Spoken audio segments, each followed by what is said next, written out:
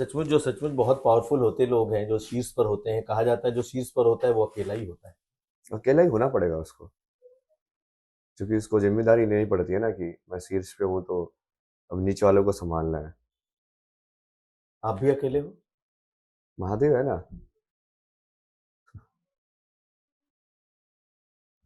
उनके साथ पूरी बात है, देवी को भी बुला लेता हूँ बहुत बार। देवी को बुला लेता हूँ। हाँ मतलब चैनल करके कभी ऐसा लग रहा हो, बैठो गपशप करो बातें बातें करो। भगवान से बातें, देवी से बातें। हाँ मतलब जैसे किसी भी रूप में आप चैनल कर सकते हैं ना, वो तंत्र मंत्र यूज करके कि उस देवी को प्रसन्न करके तो उनको चैनल कर सकते हैं आप। लेकिन ये तो आपके आध्यात्मिकता से बिल्कुल दूसरा चैनल है जिसकी आप चर्चा कर रहे हैं कि आप तंत्र मंत्र के जरिए भगवान को बुला सकते हो, तंत्र मंत्र के जरिए देवी को बुला सकते हो, और एक आपकी ऐसी साधना है जो सब में शिव देखता है। तो दो बिल्कुल, आपको लगता नहीं नहीं नहीं, अलग वो अलग चीजें? एनर्जी के फॉर्म अलग अलग है ना, मैनिफेस्टेशन वही तो समझाया मैंने आपको। हम्म। जैसे आप जिसको शिव बोल रहे हो वो तो दो के अंदर डेफिनेशन है, शिव और शक्ति के अंदर। तीन के अंदर वो डेफिनेशन ब्रह्मा विष्णु महेश वाली है तो वही की, बट आप उसको रूप में देखना चाहते हो इसलिए आप उस रूप में देख रहे हो। जैसे देवी का जैसे तीन में तो ऐसे है सरस्वती लक्ष्मी पार्वती, बट 10 में भी है ना वो, फिर वो नव दुर्गा और फिर लाइक लास्ट के अंदर, तो वो 10 के अंदर डिवीजन है देवी का। फिर और भी फर्दर डिवीजन भी किया हुआ लोगों ने। आप जो इतनी बातें बता रहे हैं धर्म से जुड़ी हुई, क्या ये पूरी आपकी स्टडी है या आपने महसूस किया? जो महसूस किया वही बताता हूँ मैं तो स्टडी वाली नॉलेज धर्म होगी तो। ग्रंथों की स्टडी है और महसूस किया दोनों है। हम लोग कहीं ना कहीं वो ग्रंथ के अंदर भी वो चीज से समझ में आ जाता है कि हाँ यहाँ पे भी ये सिंक हो रही है, मतलब सेम चीज बोल हम्म। लेकिन अब हम आते हैं इस प्रयागराज पे। आखिर ये आपकी आप इस महाकुंभ में कैसे पहुंच गए? और महाकुंभ में जब आप पहुंचे तो अचानक से ही आप पिटारा खोल के मधुमक्खी का। वहां को मैं पहुंचते ही। कहा गया कि आप अखाड़े के लोगों से मुलाकात हो गई, आपके टेम्पररी गुरु हो गए, वो आपको लेकर के आ गए और अचानक से आप दुनिया के सामने आ गए। सोशल मीडिया ने आपको यहाँ तक पहुंचा दिया, नहीं तो कोई जानता नहीं। हाँ तो वही था, महादेव जैसे बोल ही रहे थे कि ऐसे ही करना है, तो मैं तो बस फॉलो करता गया। जाने को तो मैं खुद से भी आ सकता था, बट उन्होंने नहीं बोला नहीं नहीं, इनके साथ ही जाना तेरे को, तो ठीक है कहानी आप जैसे चलानी आप ऐसे ही चलाओ। लेकिन जब आप महाकुंभ में आए तो कंट्रोवर्सी भी हो गई और जूना अखाड़े में आप आए, वहीं से आप चर्चा में आए, सुर्खियों में आए। लेकिन फिर वहां के बाबाओं ने ही आपको निकाल दिया, साधुओं ने। क्या फर्क पड़ रहा है मतलब। ये तो वहाँ पे जैसे मैं मशान नाथ के वहाँ पे मंदिर में बैठा होता ना धुने के ऊपर, हम्म। तो ऐसे वो कुछ तो जो जोर जोर से फोन बजा रहे थे, कोई तो इंसान। मैंने उनको बोला यार ये माया वाली चीजें मत बजाओ अभी, थोड़ा या तो स्पिरिचुअल भजन वजन लगा दो ये सब। तो बोलता है कि तुम कौन हो तो बोलने वाले। हम्म। हाँ मैं तो कोई नहीं हूँ, कुछ भी नहीं हूँ। बोला कि तुझे पता है ये जगह किसकी है? मगर मुझे तो यही पता है कि सारी जगह महादेव की है। हम्म। और काशी तो स्पेशली वो महादेव की नहीं होगी तो वो किसकी होगी फिर? मगा आपको क्या लगता है आपकी है क्या मतलब ये? हम्म। फिर वो ऐसे थोड़ा चिल्लाने लगा, फिर मैं उसका बस एक ही जवाब होता था मेरा, ओम नमः शिवाय। फिर वो ऐसे कि हाँ तो यहाँ पे ऐसे ये कर दूंगा वो कर दूंगा, मगा ओम नमः शिवाय। ये ओम नमः शिवाय। तो ये सब चीजें तो पहले भी हुई ना, ये तो मैं बहुत नॉर्मल ही है मेरी लाइफ में फेस करना। लोग होता ही है हमेशा हर जगह पे जाके ना, जब वो सत्य को देखते हैं तो कहीं ना कहीं, क्योंकि मेरा प्रेजेंस ही लोगों के अहंकार को किल करता है कि ये कैसे? इंसान एग्जिस्ट कैसे कर सकता है ऐसा इंसान। तो उनको लगता है कि यार हमने क्यों नहीं किया जो इसने किया, इसलिए उनके अपनी लिमिटेशन है, उनको वो दिखता है कि यार ये सब चीजें हो सकती है यदि तुम एक्चुअली में एक संकल्प करते तो। तुम सिर्फ एक्सक्यूज बना के रह गए अपनी लाइफ के अंदर। तो वो क्या करेंगे फिर, वो मेरी स्टोरी को नीचे डालने की कोशिश करेंगे, क्योंकि वो अपनी इनसिक्योरिटी को मेरे ऊपर फोर्स करने की कोशिश करेंगे। उन्होंने आपको आपके रूप में नहीं समझा। हाँ मतलब जैसे पहले तो जैसे वो जो है सोमेश्वर जी, वो कितनी बार बोलते थे ऐसे कि मुझे तेरे अंदर आदि शंकराचार्य दिख रहे हैं, मुझे तेरे अंदर क्राइस्ट दिख रहे हैं, बोलो इतनी बड़ी बड़ी बातें हैं, जब आप पूछ रहे थे ना कि आप खुद को भगवान बोल रहे हो, अरे यार मेरे को तो लोगों ने खुद बोला है कि मुझे तेरे अंदर क्राइस्ट दिख रहे हैं, मुझे तेरे अंदर आदि योगी दिख रहे हैं, मुझे तेरे अंदर बटुक भैरव दिख रहे हैं। हम्म। तो अब वो ठीक है ना, अब उनसे भी तो पूछो ना उनको कैसे दिखे भगवान मेरे अंदर। बट वो बाद में ठीक है, नहीं, जैसे उन्होंने भी बड़ी तारीफ की, मैंने इनका इंटरव्यू भी किया था, तो उन्होंने कहा था कि he is one of the finest monk of India, उन्होंने मेरे से बातचीत में बताया। लेकिन अचानक ऐसा क्या हो गया कि बड़े बड़े जो अखाड़े के साधु और महंत हैं वो आपसे ऐसे नाराज हो गए? नहीं नहीं, उन्होंने जैसे मेरे को ना एज ए गुरु तो रिकॉग्नाइज नहीं किया उस टाइम पे। वो मुझे दीक्षा विक्षा दिला रहे हैं, मतलब मैं दीक्षा के लिए थोड़ी जा रहा हूँ वहां पे। दीक्षा तो उसको दिलानी पड़ेगी ना जिसको ज्ञान की तलाश में उस पाथ को स्टार्ट करना है, इनिशिएट करना है। जब मैं उस पाथ से होके ही आया हूँ तो मुझे क्यों चाहिए? मैं तो ठीक है, एक आपके अलग कोई तरीका है उसको सीख रहा हूँ। जैसे रामकृष्ण परमहंस भी ऐसे ज्ञान प्राप्त करने के बाद भी उन्होंने भी बहुत सारी तरीके एक्सप्लोर किए। तो आप क्या बोलोगे, उनको ज्ञान मिला नहीं था क्या? ज्ञान तो मिला हुआ था, फिर भी उन्होंने किया ना वो सब चीजें। तो वो बेसिक अंडरस्टैंडिंग ही गलत थी और वो लोग उस चीज को तोड़ना ही नहीं देना चाहते थे कि कि ये जो रिलेशनशिप है गुरु और शिष्य का, वो एक वैसे वाला है कि हाँ, अब जैसे वो कई बार तो ये सोमेश्वर जी ये भी बोलते थे ना कि तू इतना ज्यादा, मतलब तेरे को इतना ज्यादा बड़ा वैसा है कि कई बार मुझे भी जेलसी होने लग जाती है तेरे से। बट फिर समझाते कि नहीं नहीं, गुरु तो ऐसे ही होता है कि हाँ उसका शिष्य बड़ा हो तो उसको बढ़िया होना चाहिए। वो हाँ चलो ठीक है, समझते तो आप कि असली गुरु होने का मतलब क्या होता है, कि जब शिष्य बड़ा हो गुरु से तो उसको प्राउड फील होना चाहिए कि हाँ इसने अब मेरे से भी ज्यादा कुछ सीख लिया है, ना कि उसके जेलसी होनी चाहिए कि मैं जो नहीं आता उसने ये इसने कैसे सीख लिया। तो इंसानी इमोशंस हैं, वही कहानी वैसी चलती जाती है। बहुत सारे लोगों ने कहा कि भाई आईआईटी वाले बाबा, आईआईटी वाले बाबा, आईआईटी वाले बाबा, क्या यहाँ उससे बड़े बड़े इंजीनियर, डॉक्टर, पीएचडी, प्रोफेसर्स, बहुत सारे लोग मौजूद हैं यहाँ पे। लेकिन एक आईआईटी वाले बाबा के पीछे दुनिया ऐसे पागल है, ऐसे पड़ी है, लगता है कि उनके उससे बड़ा कोई संत ही नहीं। नहीं नहीं, वो ठीक है ना, उसको क्या करेंगे। तो जो लोग बोल रहे हैं उनको खुद ही नहीं पता ना कि वो दूसरे जो लोग हैं वो मेरे से ज्यादा है कि कम है, उनको कैसे पता? उनको ये कैसे श्योर है कि मैं टॉप पे नहीं हूँ,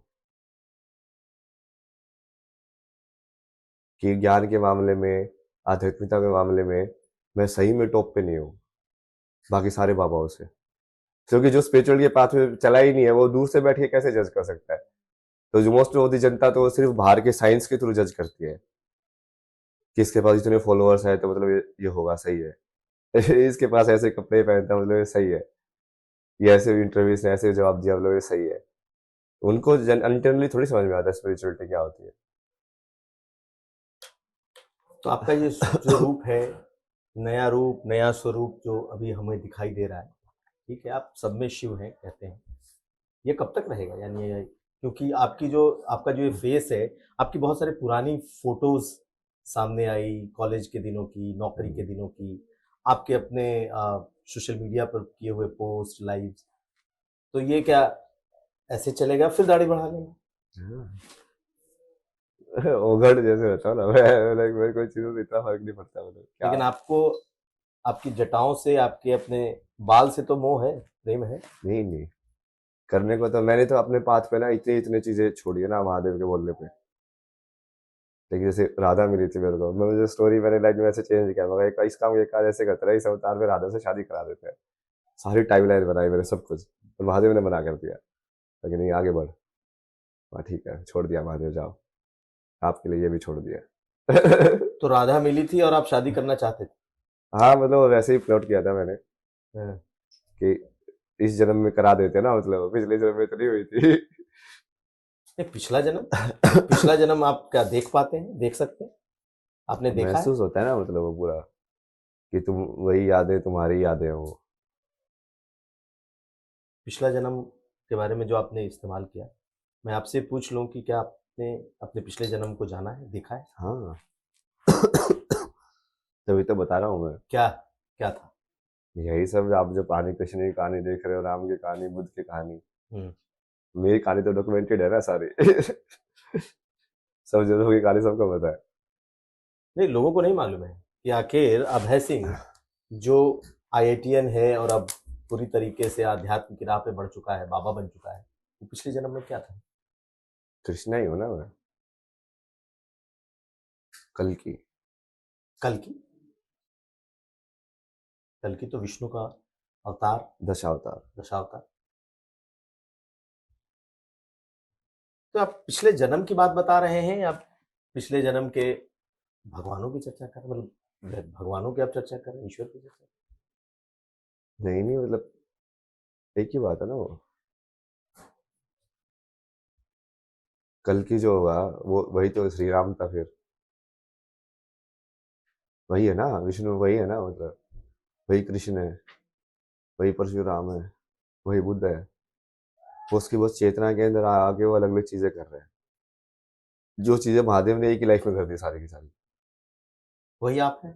कि मतलब सारी चीजें जी के देख लिया उल्टा पुल्टा करके संन्यास लेके। जैसे राम का देखो वो राजा बन के देखा उसने। कृष्ण का देखो उसने अलग अलग चीजें मतलब बेसिकली प्रारब्ध है, कर्म है, वो सब वो पूरा किया उन्होंने अलग अलग स्टेज के अंदर। अब लास्ट स्टेज के अंदर वो जो भी कुछ बचा खुचा था जो नहीं किया उन सब जन्म में, वो वाला पूरा कर रहा हूँ। ये भी करके ही इसको पूरा करो सिलेबस को। अब थोड़ा लौटते हैं आपकी उस जिंदगी पर जिसके बारे में बहुत सारे लोग जानना चाहते हैं। एक आईआईटीएन, थोड़ा अपने बारे में बताइए कि आपने पढ़ाई कहाँ से की, 10th कैसा रहा, 12th कैसा रहा, इंजीनियरिंग आईआईटी कैसे पहुंची? मेरी तो पूरी लाइफ ही स्ट्रगल है ना, मतलब लोग ये वाली चीज किसी को समझ में नहीं आती ना। बट फिर महादेव ही है, मैं छोड़ता नहीं, आज छोड़ो बताने से क्या फायदा। लेकिन मेरी लाइफ में तो कुछ मिला ही नहीं मेरे को कभी भी। आपने लेने की नहीं कोशिश की होगी? नहीं नहीं, वो भगवान ने बस सिचुएशन ही वैसे बनाई कि नहीं तेरे को देना ही नहीं है कुछ भी। तो वो वैसे ही लाइक वो डिटैचमेंट वाला वो था ना, लाइक लव अवतार का लास्ट वो फेज है, तो उन्होंने कंडीशन ही वैसे बनाई कि ये वाला प्रारब्ध तो तेरा होगा ही नहीं, तो सीधा वहीं पे जाओ नेक्स्ट बार, उसी डायरेक्शन। तो जैसे 10th वेंथ था, जैसे वो घर के शिक्षण उस टाइम पे, तो मैं वही फोटो देखोगा तो बहुत पतला था, वैसा है, चश्मे लगाता था मैं नजर के। बिल्कुल वो नर्ड वाला होता ना, वैसे वाला दिखेगा आपको, बिल्कुल पतला सा 45-50 किलो का, 6 फुट का एक लड़का। ऐसे बिल्कुल ऐसे पढ़ाकू जैसे फील आएगा। तो उस टाइम पे तो उस टाइप की इमेज थी, काम भी वही कर रहे थे वही।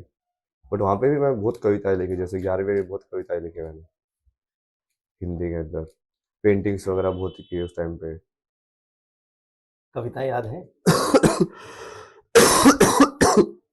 एक तो काफी पॉपुलर हो रही है ना वो सोशल मीडिया पे। कौन सी? स्टार्ट कैसे होती है वो? लहरों के बीच लहरों के बीच तिनके का सहारा छोड़ दिया, ऐसा कुछ तो है वो। लहरों के बीच तिनके का सहारा छोड़ दिया। हाँ, लड़खड़ा कर गिर पड़ा, फिर भी उसने हाथ नहीं दिया। लड़खड़ा कर गिर पड़ा फिर भी उसने हाथ नहीं दिया। और ऐसे पूरा बढ़िया से लिखा हुआ है वो। बहुत सारे लिखता था ना मैं, तो जैसे ये महादेव के लिए लाइन थी या गर्लफ्रेंड के लिए? बनने लिए थे वो। मतलब महादेव, वो तो उस टाइम पे तुम किससे बात कर रहे हो, वो तुमको समझ में नहीं आता कि कर तो बात महादेव से ही रहे हो, बट तुम वो फॉर्म में देख रहे हो उसको। एक और लाइन मैंने लिखी थी आईआईटी के टाइम में लिखी थी, कि जब तेज आंधियां चलती है तो हवा का रुख मायने नहीं रखता। जब तेज आंधियां चलती हैं तो हवा का रुख मायने नहीं रखता। मतलब जैसे वैसे आप देखोगे तो हवा डायरेक्शन के हिसाब से एंटर कर सकती है, जो पंखा ऐसे ही चलेगा तो इस कमरे के अंदर इस साइड नहीं आएगा। बट ये तो पंखा बहुत तेज चल रहा है, तो फर्क ही नहीं पड़ता, वो हवा आएगी आएगी। उसका डायरेक्शन से फर्क नहीं पड़ता फिर। अगली लाइन क्या? नहीं नहीं, एक ही लिखी थी देख सोच के ना ऐसे। हम्म। बहुत सारे छोटे छोटे शेर। अभी तो मैं जैसे भगवान के ऊपर लाइव कंपोजिशन भी करता रहता हूँ ना। ऋषिकेश में मैंने पूरा एक वो लिखा था, अद्वैत वाले के ऊपर पूरा एक वो रिलेशनशिप के अंदर एक लिखा था, हम्म। कि मैं बनूंगा महाकाल तो तू महाकाली बनेगी, और मैं बनूंगा महाकाली तो तू महाकाल बनेगी। ये दोनों साइड से वैलिड होना चाहिए, तभी वो लाइक प्रॉपर लाइक इसको प्रेम या वैसा वाला रिलेशनशिप बोलेंगे जो इंटरचेंजेबल है। मैं बनूंगा कृष्ण तो तू राधा बनेगी, और मैं बनूंगा राधा तो तू कृष्ण बनेगी। फिर मैं बनूंगा तो मन तो क्या तो विचार बनेगी। मतलब यदि मैं मन के रूप में आइडेंटिफाई कर जाऊं तो तुम्हारा उसका कॉम्प्लीमेंट्री क्या होगा। जो उसको पूर्ण कर रहा है, उसकी डेफिनेशन को। तो ऐसे ऐसे करके बहुत लंबा लिखा था मैंने, सारी चीजों को देखते हुए संसार में, कि मैं बना नदी तो क्या तो उसकी गति बनेगी। उसको उल्टा भी करके बहुत लिखे हैं मैंने। जैसे मैं अभी तो खुद ही कंपोज करके जैसे भक्ति करता हूँ ना, तो ऑटोमेटिक ही आ जाता है वहां पे उस टाइम पे, तो खुद से वो बोल बोल के कि हाँ। एक और भी लिखा था ना कि मैं तो हूं ही नहीं बस तू ही है। मैं तो हूँ ही नहीं बस तू ही है। मैं तो हूं ही नहीं बस तू ही है। महादेव के लिए लिखा था ये।